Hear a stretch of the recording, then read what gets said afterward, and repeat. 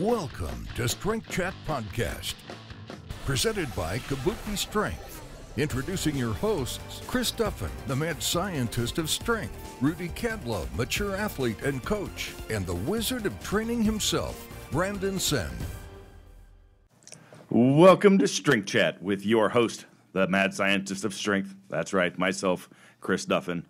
To my left, the wizard of training, and he's actually started training again, kind of, Mr. Brandon Sen. And to my right, our mature athlete and coach, Dr. Rudolph. So, I guess we should get started with the show. But just like that. I thought we did. Yeah, I thought that's what you just did. I did the intro. Now you guys got to do the rest of it. Okay, so. The show is now started, and it's over. It's going to be over before we get started here. Speaking of getting over, you were just mentioning before we got started that I've seen you actually started training again, which was I'm on a 2-day streak. 2 days, I know. You just got to repeat. How long are these training sessions taking, by the way? An hour. An hour? Hour and a half. Really? Yeah. For me. Okay. Yeah. Why? And how long does it take for your training partner? Brady? Yeah. Oh, he trains for a long time. Are you running his program? No. He doesn't pay. He won't pay. He won't pay, or he won't pay anymore. So for our listeners, I think I've mentioned before we have we've got we didn't build, but like me and Rudy, the owners of the business didn't build, but there became an employee lounge like one day. Like all of a sudden there's like couches coming in and big screen TVs. Rudy supplied the TV. And somehow we're outfitting the place. Yeah. Yeah, and it's quite nice. I'm pretty sure there's going to be a kegerator up there or something. Jesse has one. We just got to get it here. Yeah, we've talked about it. So he has a jacuzzi too. So if you can't find Brandon, like usually he's got the office door closed, so it's with his headphones on. You open the door, he's in there trying to work away. But if he's not in there, where is he? Oh, find the employee lounge. Little Smash Brothers going on the Nintendo. I'm the best at it too. Yes. They are pretty good about doing it after hours. So I just hope the after hours doesn't start at 3:00 in the afternoon. Well, so that's the thing. only on the days that you're not here, Rudy. So. I get it. Oh yeah, no one comes in otherwise. All right. Well, let's get rolling with the show. So today, really happy to have on Marisa Inda. So Marissa she's got a heck of a competitive background. Started as a gymnast, went into competitive bodybuilding, and the focus of, I guess, her career at this point is powerlifting. And she not just powerlifting, but at a very high level. She holds world records in the IPF, USAPL, has competed in the IPF on the world stage. Actually, I didn't look up the number of times, but Marissa, how many years have you been heading to the IPF? I've been competing at Worlds. This will be my third year. Should awesome. Technically be my fourth, but sometimes there's some politics involved. So I've heard this before. Yeah. So I just try to keep my mouth shut and just do what I need to do on the platform. Yeah, if you want to go to your fourth, you better keep your mouth shut. So despite all of that, somehow she is probably best known to the common public as the pull-up dancing girl that was on the Ellen DeGeneres show. If you've never seen the videos of Marissa's impressive pull-up routines, you should check them out. But it's very cool. That really is. So welcome to the show today. Thank you guys so much for having me on. I love talking about lifting, and as silly as it is, it sometimes it does suck, but it's like I'm known more for doing pull-ups than like actually lifting weights. But I guess for a lot of people that's like impressive that you can actually do pull-ups. But if that gets people into the gym and wanting to lift weights, then by all means, You know what? Do some pull-up dancing. Yeah. Well, I've seen you post those videos in the past, and I never thought anything of it because I've always just followed you for what you do on the platform and your training, and I didn't even know about the Ellen, that you were on Ellen, until I was like pulling up some this morning, like, refresh my memory, or what are some things I don't know about Marissa, and that whole thing came up, and the videos they showed, I'm like, oh yeah, I completely forgot, seen you doing pull-ups like that before, but had no idea like that whole thing about that show had blown up. Yeah. Well, the thing that sucked about that is they didn't want me to talk about lifting at all. So they knew that I have a background in lifting, and they made me wear a long sleeve shirt. They made me cover up my muscles. What? And they wanted, because their general audience is housewives and house moms, that they didn't think that I would relate to them very well if they saw that, oh, well, she has muscles and I don't, so I could never do that. Wow. Okay, so this is part of the reason why we have a problem with women in being involved in fitness, then, is like that exact thing, right? Yeah, I thought it was really strange. And, they made me go through like 3 rounds with the executive producer, and they were just like, don't stray from basic. It wasn't scripted, but it kind of was, to a sense, where they really controlled what they wanted me to say as far as my background in lifting and stuff. Wow, that makes the whole story actually more interesting. I'm glad I brought it up, because that's and I'm just like, how would a housewife not be able to relate to lifting? I mean, they have to lift their kids. They have to, grocery shop. Everything you do in everyday life requires lifting. Well, it's a big time empowerment thing too. And you're a mother with 2 kids yourself. Like, you're like, how is that not relatable? Yeah, that was I had actually told the producer that, the executive producer, he's like, you have to understand, we want everyone to feel like this is something they could potentially do. I'm like, yeah, well, they actually could, but you have to train for it. Yeah. Well, it's probably way more likely for any mother out there or anyone to deadlift 225 than it is for them to do some of those crazy calisthenic pull-ups. I would agree. So, yeah. It is kind of frustrating, actually. Yeah, but really Ellen's all about dance. She's always got some kind of dance thing. So I guess why I understand why they emphasize that, and it's really cool to watch the movement. It's fun. They put to music. It's really exciting. Yeah, it's a lot harder than people think. Oh, I can people imagine. Will make the comments like, "Oh, you actually only did 2 pull-ups." I'm like, well, it's also doing it very. Try to do any movement slower than you normally would do it. It makes it 10 times harder. I've just done time under tension pull-ups, and it goes from doing massive amount of reps to like literally just a couple, and that's just stopping and pausing at certain parts of the lift for a fraction of the second, not actually controlling movement, doing the lower body as well.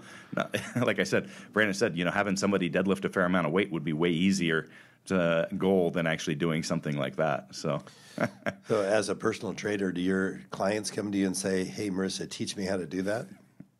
Yeah, you know what? Actually, majority of my clients, that's like their number one goal. I just want to be able to do a pull-up. And it's actually, like you said, it's pretty funny that you have some people who are very strong. I mean, they're benching 135, deadlifting 225 women, and they cannot, to save their life, do a pull-up. If I were to pay them $100 to get their chin over that bar, it would not happen. And, it's like I tell them, just like with anything, you have to train for it. And there are some people who just will forever struggle to get a pull-up. I've got a funny story about pull-ups I'm going to tell. Okay, it's related to me, so let me tell it. We'll get back to you. Yeah, you're going to tell it. I know I've told this story, but I know I've never told this story on a podcast. So I tell it to everybody. Self-deprecating humor. That's right. So I was attending a very popular kettlebell certification, and one of the lead people was there that with Dragon Door, actually Andre Duquesne. So. And you have to do a pull-up test before they'll let you take the course over the weekend. What's the test? 1 pull-up? 5 pull-ups? 4 pull-ups. And I couldn't get my chin over the bar because I got surgery on both elbows. They don't go past 90 degrees. Is that actually why you couldn't? Yeah, I don't think so. No, I can't. Well, I don't know. Prove it. Anyway, I'm not listening to you, Brandon. I'm telling a story to Marissa, okay? I'm making friends over here. So Cue the she's music. like, she's like, I'm sorry you can't attend the seminar this weekend. You haven't passed the strength test. And all of our other coaches knew who I was, and they're like, what are you doing, Andre? Like, it's just like, he can't do a pull-up. And I'm like, look, there's 7 holes in the back of this elbow and 5 in this elbow that my arms physically don't go past 90. I can't get there.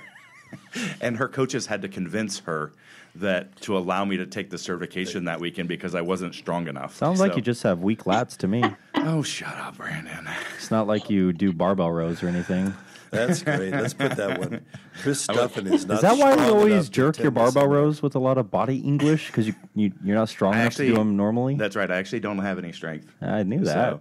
So, and particularly no back strength. So just Interesting. not a thing. Yeah. I didn't know they wouldn't actually let you take the course. I Yeah. thought that was after the course. No, this was at the beginning. So it's like an intro to it. You have to Yeah. pass this test before you can take the seminar. We should do that with Yeah, ours. can you imagine if that was like the requirement before you did anything? That's crazy. 4 pull-ups. Yeah.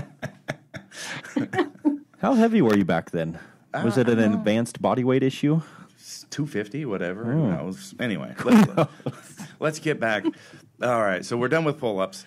You're prepping for IPF Worlds right now, aren't you? Yeah, it's just started the peaking block. So I have I compete June 13th. So I think about, what is that, 3 weeks out now? Oh, dang. That is coming Yeah. up fast. It's coming up fast. I think the peaking block is the absolute worst part of any training, just because it's hard and you feel the most fatigued, and it's really hard to wrap your mind around, like, oh my God, I feel like shit, but that's all part of the process, and to not second guess those times where the weight's moving a little bit slower than normal. It's funny, So- no matter how many times you go through it, it's always a little bit of a mind, that's part of the process, but it's something you got to work through every single time. Yeah, like I said, it doesn't change, and I think that's a part of like what separates like really good competitors from really great competitors is trusting the process, trusting your coach, not deviating from the plan, and just going in with full confidence when you go to make those attempts, taking one lift at a time. Can you dive a little bit further, kind of in that, because you've been on that platform at a high level now for a number of years. A little bit about that competitive mindset, being on the world stage. Yeah, like I was saying, I don't think about going 9 for 9. I think about going 1 for 1. So I take my opening squat. I got to get that squat. And if I don't get it, then what's my second attempt going to have to be in order to set me up for successful total? I think that's another big mistake a lot of competitors make, is like, oh, I want to make that squat world record. Well, the squat world records don't win meets. Totals win the meets. So I focus on building the best totals. So we have a plan going in, 1A, 1B, 1C. If ideally, I'd like to make these attempts, but if it doesn't, what's plan B, what's plan C? Taking one attempt at a time, going in with 100% confidence, because these are all lifts that I've done in training. Don't miss lift in training. That's, try to make every attempt in training. This way, when I go to the platform, I'm confident. And I think also, I just don't take it that damn seriously. Like, if I don't make it, if I don't win, life goes on. There's another meet. It's, I see that a lot. It seems maybe it's just a social media thing or whatever it is, but like some people start taking what we do like it becomes who they are, and like this next meet is the biggest. Like everything is like just blown beyond belief, and it's like we're just lifting weights. We're not waging war. We're not doing any. It's like it's okay. Maybe if you did wage war, you would be able to do a pull up. I'm not even listening to you today. Yeah. Where are you coming from today, Brandon? I might have been messing with Brandon a little bit this last week. I can tell he's after you a little bit today. And he's been pretending like it doesn't bother him. Nothing bothers me. My mind is impregnable. But pretty clearly, I have struck a nerve with Brandon. Man. Okay. Yeah. You want to trade places? He might slug you. Do you think that plays a role too? Like not just like at the meet. Like I really like that mindset of like just focusing on the lift in front of you, because a lot of times persons like they've already written off like I'm gonna get the opener, I'm gonna get my second attempt. They're thinking about their third attempt, yet they're still in the warm up room and they walk out and kind of their head's not in it because their head is already passed and on to, well, if I get that, what do I do on the bench? You've got to be in the moment and perform. That's why people miss those big lifts. We saw a lot of it actually recently at the Open, where almost whole flights were missing their openers and then having to come back and get them again, and they did on their second attempt, but they weren't there. So yeah, I think a lot of times people let circumstances dictate how they're going to perform. I know with the U.S. Open, everyone was complaining, the platform was bouncy. Well, everybody had a bouncy platform, not just you. Mm-hmm. So, we're all playing with the same deck of cards when we go to a meet. I remember competing in South Africa, my first Worlds. It was fucking cold, and we were warming up outside with heating lamps on the grass with like plywood. And for a moment, I was just like, what the hell? Like, this is a world meet. I'm outside in a freaking tent.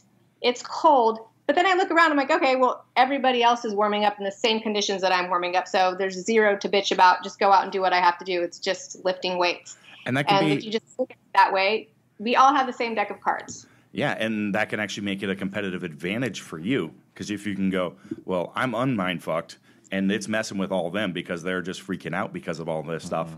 I know I've just got to deal with it. Can put you in a way better position, the fact that there is actually something to, some other piece of the puzzle that's messing with everybody. Exactly. You get a lot of these like lifters, and they're very like, they need their special bar and their special plates because they train, with the best equipment.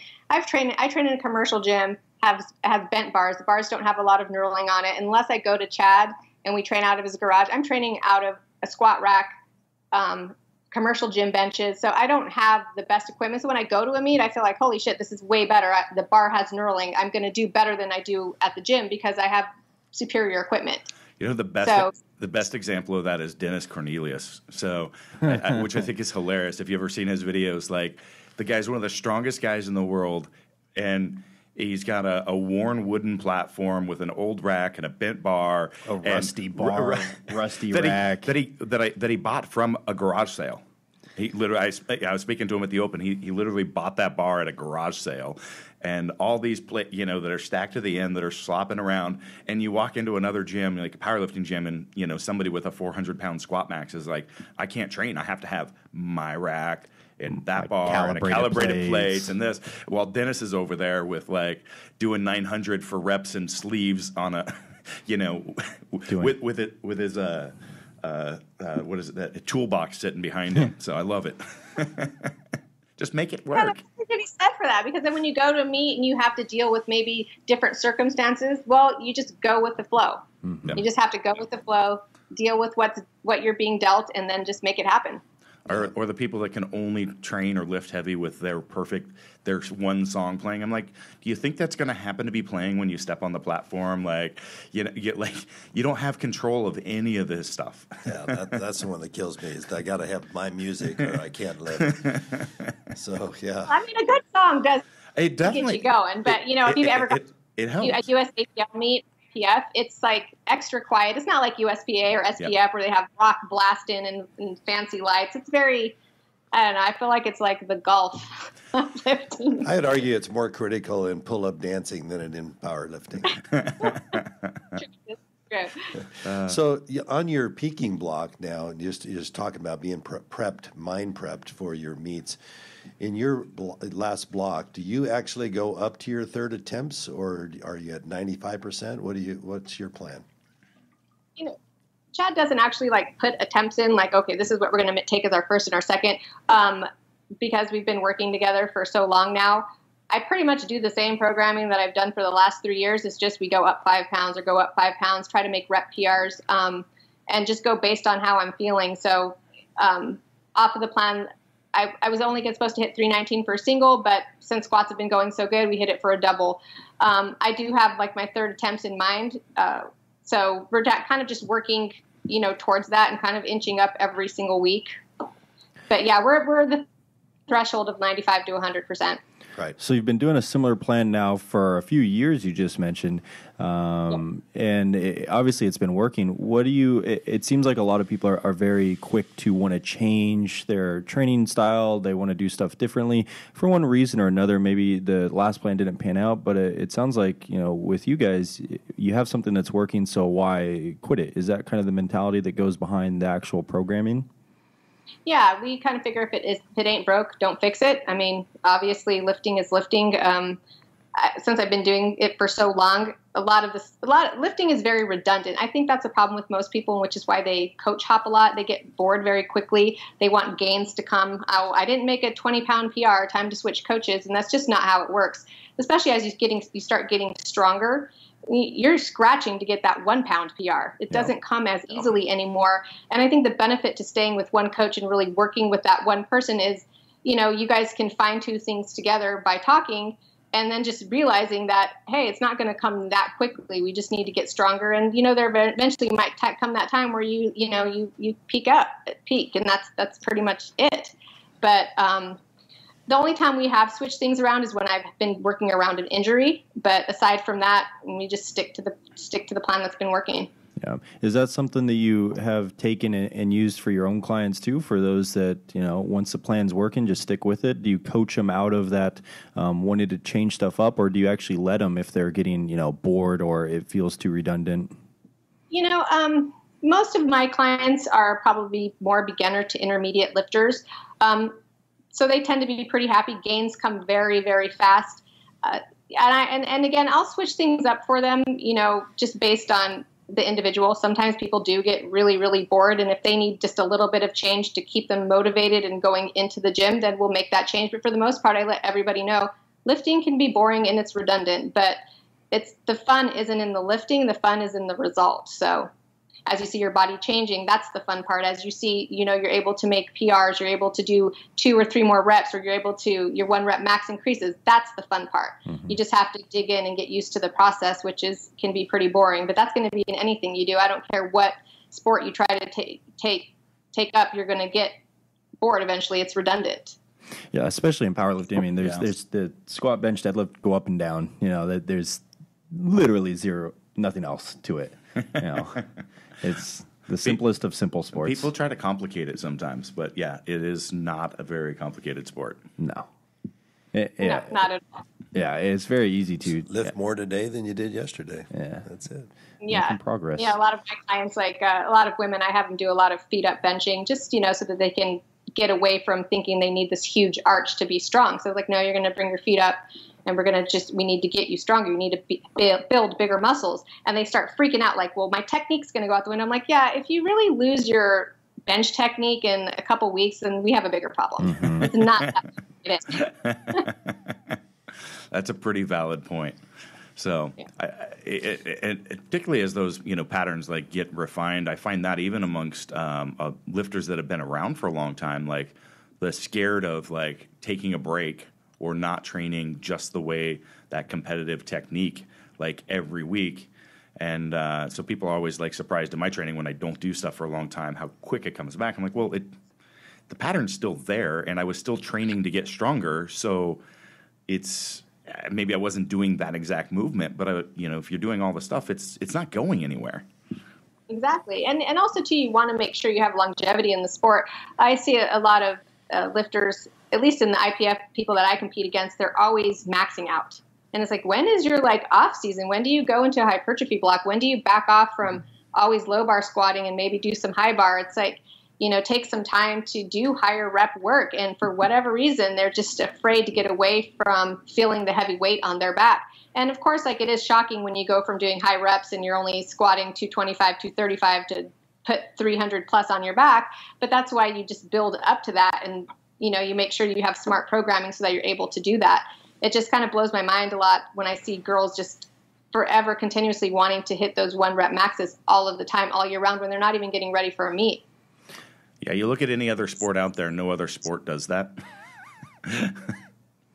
Well, it does seem to be fairly in vogue right now for people to incorporate heavy singles into their training. Singles followed by back downs. Wherever that came from, I'm not quite sure, but it seems like it's something that previously was not as popular. I'm not sure if that's because people got off the volume train, though. It seems like it's still fairly prevalent. So talk to us a little bit about what your actual programming looks like, and specifically working with Chad. Do you find that it's what's that coaching relationship like between you guys? Chad does phasic training, so we have specified blocks. So it'll be a hypertrophy block, strength block into a peaking block. My peaking block really isn't very long. It's 3 weeks, which might seem like, well, that's really short, but I'm small. I tend to get detrained very, very fast, so my peaking block is very short.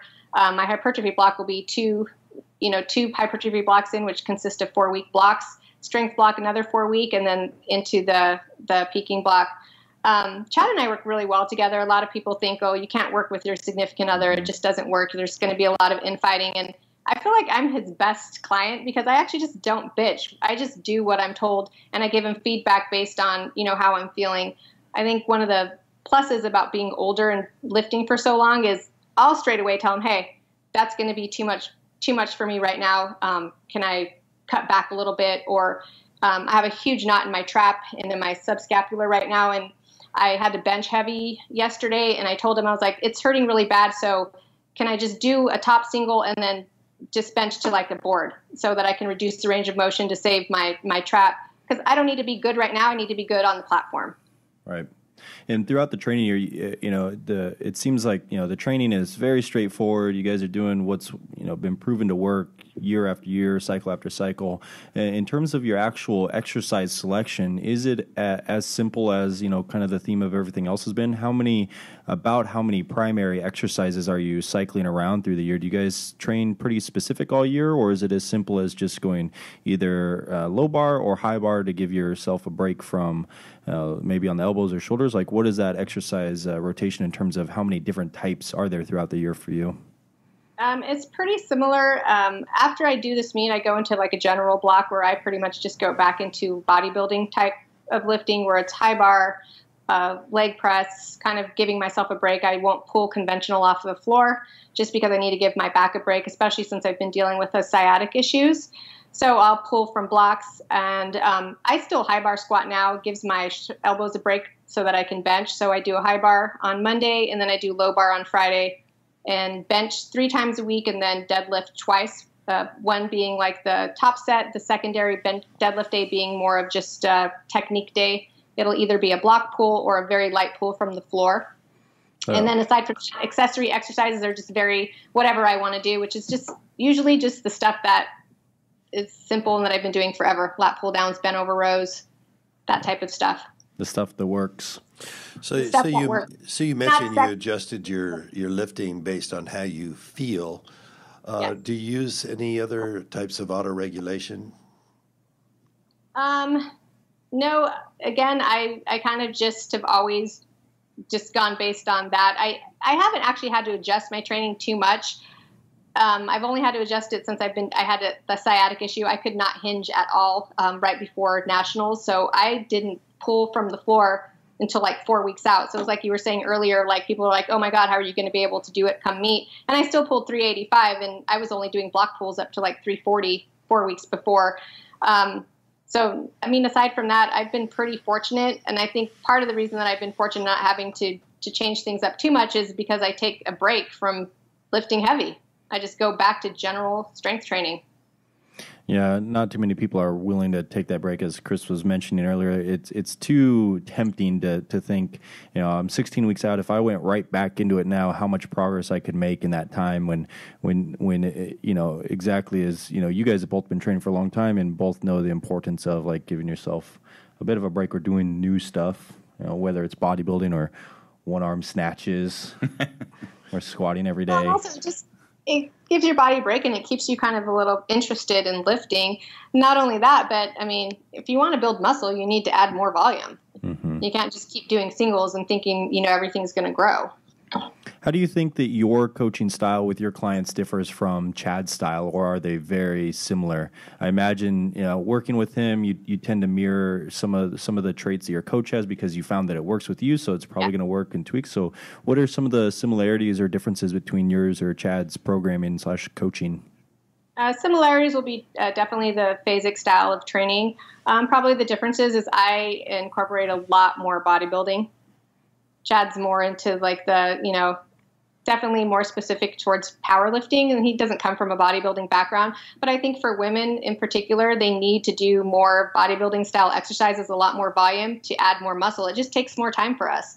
We don't have testosterone. We're not guys. So just takes more time, especially with the upper body. I do a lot more bench days and upper body days for my women clients just so that we can, get those bench numbers up a little bit faster. Yeah, and they can usually handle it too.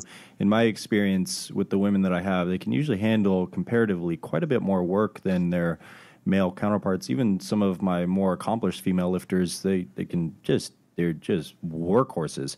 I haven't met too many female powerlifters who aren't, whether or not it's because they're kind of now, female powerlifting's grown a ton, which is awesome. But previously, it seems like it was kind of like the boys' club. Like, there wasn't a ton of women getting into it, and maybe they had to prove something, so they just kind of worked their tails off. I'm not sure, but I haven't met too many women who aren't just workhorses in the gym, especially the accomplished ones. Yeah, without a doubt. They're some of the hardest working people on the roster. So Yeah, I found it for my women clients, if I don't give them enough, then they're tempted. Oh, I'm going to go, after I lifted, then I went and did CrossFit. I'm like, well, holy shit.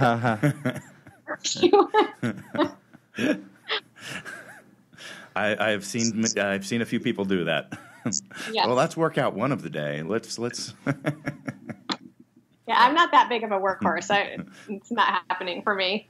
I mean, Natalie in the gym was that way. I mean, she was in U.S. Open prep last year, and she'd be like, "All right, I did my powerlifting, and now I'm bored, so I'll go do a CrossFit and strongman workout." Yeah. Like, okay, Called her the Energizer Bunny. She's always going. just squatting reps like 3 days a week, and be like, "Okay, well, now what?"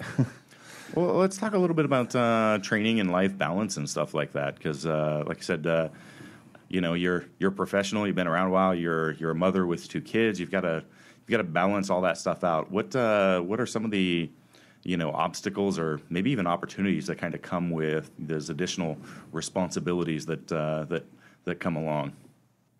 Yeah, I think the best part about having kids, aside from a tax write-off, is it helps with time management. You'll always hear people say, I don't got time, I don't have time. It's like, actually, you do have time. You just don't manage it very well. I didn't always train people. I used to work in banking, so I had to be to work by 8 o'clock, and I didn't get off till 5. So I would get up at 4 o'clock in the morning, do my cardio, get my kids ready for daycare, drop them off at daycare, go to work, train on my lunch break, go back to work, pick them up, and then head home. So, there's always time. You just have to learn how to manage it, and actually just have to want it. You have to schedule it in just like you do anything else. That also frees up the way that my training style is. I don't do all 3 lifts in one day. I just don't have time to do that. So it'll be squatting on one day, benching on the next, and then deadlifting. So it just keeps my workouts 45 minutes to an hour 15 max. And so that's what your current training looks like, about 45 minutes to an hour 15? Yeah. So the only time that I'll do all 3 lifts is during the peaking block. And then that it'll take me maybe like an hour 15 to get all 3 done. But I think on Monday, I hit a 308 squat, a 204 bench, and a 407 pull, and I did that all in an hour. I got some work. I got some work to do. Yeah, we all do here. I think all of us basically nap in between sets on the couch. In all fairness, I'm not, going up to a, 900-pound squat. So obviously that's going to take a lot more warm-up sets. But, it's definitely helped me manage my time. And also, just having your kids see you go to the gym, even if they may hate it, I feel like it just teaches them about having self-discipline. And, even on the days when they see like, man, I'm not feeling very good, or I have these knots in my traps, I'm still getting it done. And hopefully they'll take away from that. And when they pick something that they're really passionate about, that they'll have those same feelings like, well, hey, I saw my mom do it. And even on the days that she didn't really feel like it, she still made it in, because if you want to be a champion and if you want to win, you have to put in the work. So you probably know our philosophy about warm-up, but if you're getting in and out in 45 minutes to an hour, how much time do you recommend that you actually spend in warming up for your main lifts? Not an hour, like you see some people just spending an hour on mats and with bands and with rollers. I'm old school. When I first started lifting, I lifted with these bodybuilder / powerlifter guys, and they were complete meatheads, and they were just like, oh, you just grab the bar and do some warm-ups, as many as you need. And I've kind of just stuck with that throughout my entire lifting career. Is just I warm up with the bar and I do as many as I need with the bar, because that's mimicking the movement that I'm trying to do, and just go from there. There are times now that since I had to deal with a sciatic issue where I've had to do a little bit of a warm-up a little bit differently. I've had to do like the 90-90 breathing and some PT exercises that Dr. Quinn had given me, but those take literally 5 minutes right before I lift. It's not an hour before. Yeah, we strongly recommend that if you need to do that stuff, you do it in 9 minutes or less. And which is not what you see going into some lifting facilities. Definitely powerlifting focused ones a lot of times, but it's spawned all over the place now. Actually, I see athletes of many disciplines doing the 45 to 60 minute rolling around pre-training something, whatever that is, using up all their time not training. Yeah, I think the pendulum's just kind of slowly swinging back from the smashing and rolling everything and making your tissues very supple and not tight before training. Which, I mean, if you're in pain, you got to do something to manage it. But we talk about a lot in our seminars. Like, if you have to foam roll your IT bands every single squat session because they're tight, like, you do not have a tight IT band problem. You have a fundamental, like, movement problem going on. So, change it through movement and, be active and have some intent with it. But just like you're saying, I mean, if you're moving well, which we would expect of a well-rounded athlete like yourself, like, people forget that warming up is warming up. Like, grab the bar and go through the movement. Yeah. If you're doing it well, you're not going to have, the tight IP bands and the other, those other things. So, again, I've had this knot in my trap. Well, so before I bench, I just, have Chad stick an elbow in it for 2 seconds and then bench. Like, it's not a 30-minute ordeal. Yeah. Exactly. Yeah. So, Marissa, let's go back to the executive director of the Ellen Show, suggesting that you not intimidate their audience with your muscles. What would you? You should have just came on and talked like a total bro. Be like, I got to take my protein 30 minutes before I do these pull-ups, and let me do these pull-ups, and you have tearaway sleeves on. I don't think it would have aired. I don't think it would have aired. What advice do you have to the millions of mothers out there? You're a mother of two. Millions of mothers that just are either afraid. How do they get started? They hear, I don't want to get real muscular, but at the same time they don't do anything, and so postnatal it takes them a lot longer to lose that weight, and they're afraid to get into the gym. They may be embarrassed. How would you encourage America's mothers to get fit? I have a lot of moms, and I tell all of them, like, you just have to start. You have to step foot into the gym. It doesn't happen overnight, because if it did, everybody in the gym would be in this amazing shape and have these big gargantuan muscles. But I also tell them, but if you lift long enough, you will get muscles. That's kind of the point of going to the gym. It's going to happen. But by the time it does happen, you're going to be so in love with it that you're going to welcome that change. You won't be afraid of that change. And I tell everybody, the gym can be your home away from home. It's an escape. It's a stress reliever. Your life is not over after kids. It's not a physique death sentence. And, you're still relevant. You can still chase goals, chase dreams, and be competitive. So just step foot into the gym, and I promise that you'll fall in love with it. Yeah, that's great. Well, you're a prime example of that. I mean, you're an incredible lifter. You look great. You're your mother, you have all this stuff is just to set an example. So I think it's absolutely awesome. So yeah, well, I wish my kids thought the same. My daughter is like every other girl I encounter. I don't want man hands, Mom. I don't want man hands. And it makes me so mad, because my daughter is gone to the gym with me a lot, and she's incredibly strong. Like, she's just a natural, and I just want to I'm just like. She shows me the Fitspo girls that just have the big butts and are doing, donkey kickbacks. And she's like, I just want to look like this. And I'm like, well, if that gets you in the gym, then okay, we'll go to the gym and we'll do these butt exercises. But, hopefully at some point she'll want the man hands. I'm not at that stage yet. My middle kid is 6. She comes in and she's like, Daddy, Monday is workout day. Don't let me forget. I've got my workout routine to do. And she just makes stuff up, and sometimes she runs around coaching people, like putting them through the ringer, which is pretty hilarious. So my son, who's 9, has zero interest in any of that. So, but he can run fast. He runs fast, and he does the gymnastic stuff in the gym. Yeah. So. As in just climbing on everything. Yeah, basically, yeah. Where's Briley on top of the monolift? Yeah.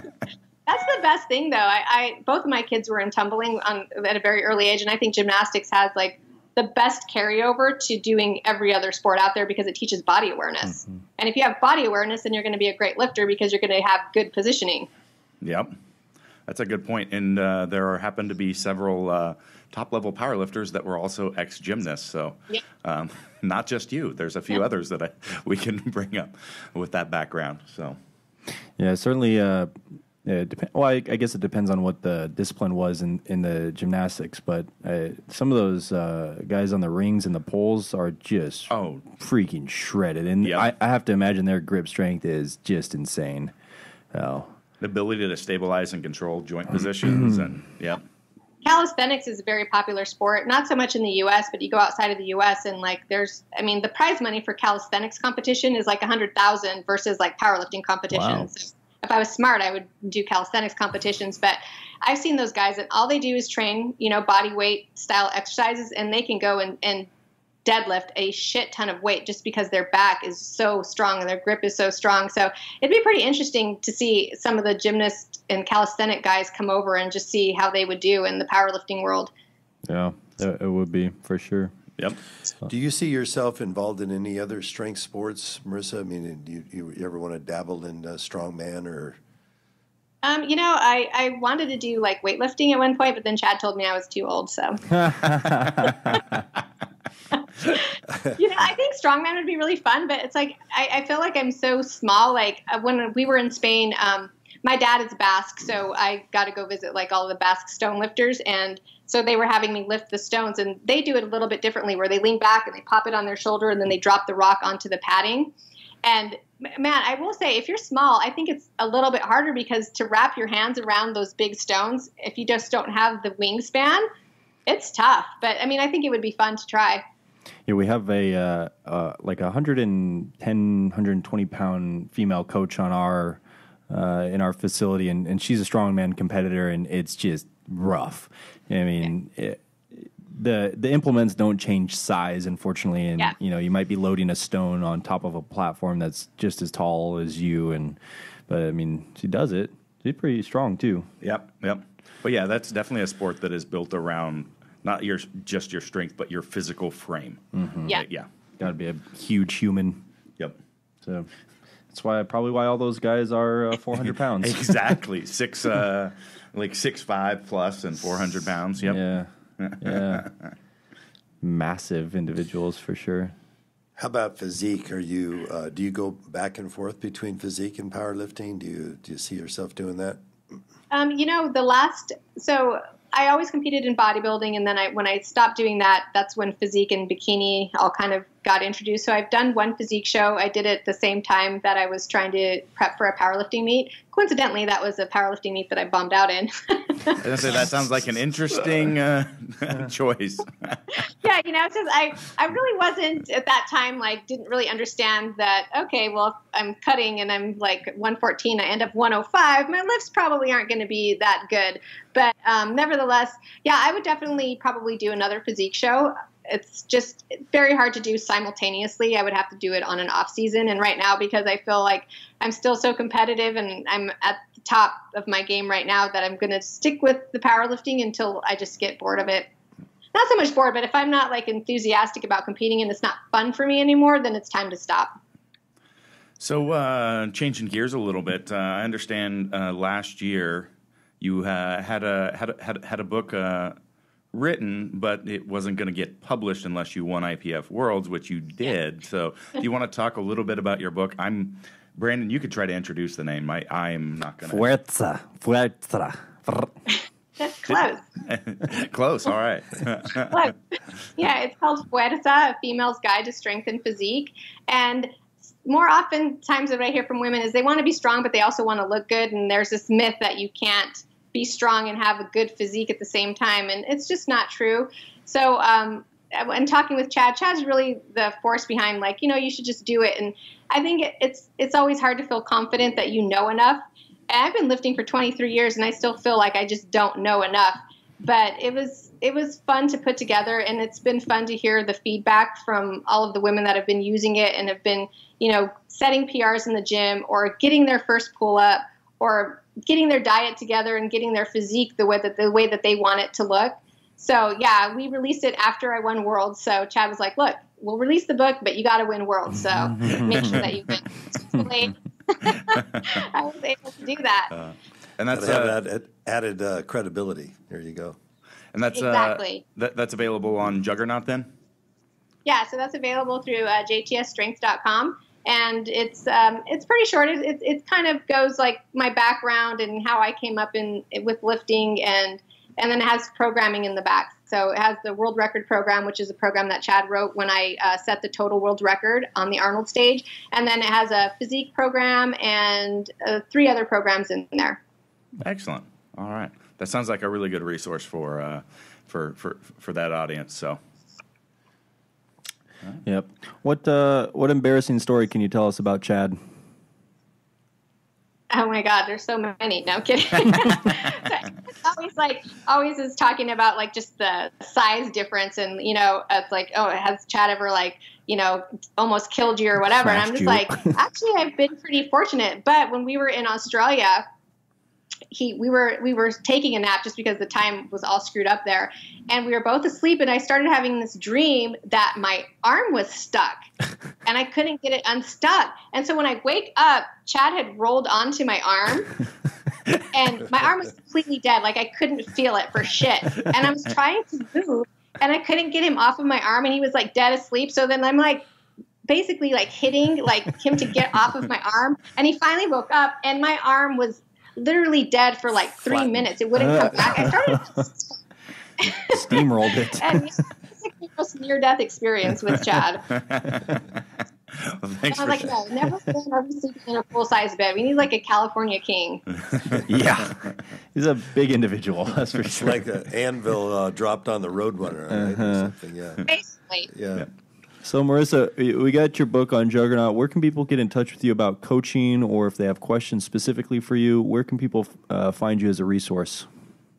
You can find me on Facebook. It's under Marisa Inda Strength, marisainda.com, and then also Instagram, Marisa Inda. So it's pretty easy. Just my name if you know how to spell it. Cool. All right. Well, it's been a pleasure having you on and chatting with you today. So really, really appreciate it. Thank you guys so much for having me on, and I really appreciate it. And for all of you ladies out there, just step into the gym. I promise you will fall in love with it, and your physique will come. So just put the weight on the bar and watch the physique changes happen. Let's go for it. Yeah. Thanks for inspiring. All right. Thank you so much, Marissa. We enjoyed it. All right. Brandon, you got any last things to promote before we get on? Oh, I suppose I could plug our website. We got some good stuff going on the kabukistrength.com site, specifically video library, 200 plus videos, video lectures. We actually just included a tools and downloads section on there too that has some cool Excel resources for all you freaking nerds. So check that out, kabukistrength.com/coaching. All right. Marissa, thanks again. Thanks, Marissa. Thanks, guys. All right. Bye. Bye-bye. Bye.